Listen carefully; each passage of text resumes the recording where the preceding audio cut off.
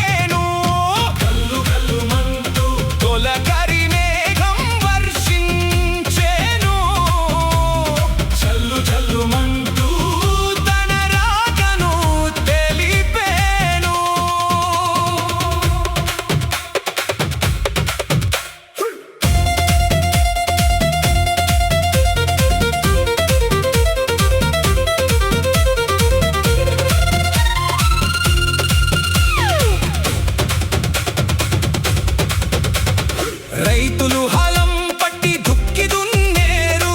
కర్షకులు పొలం బాట పట్టేరు. చేను చెలకన విత్తు నాటేరు. జోడెడ్ల బండి కట్టి జోరుగా సాగు చేసేరు.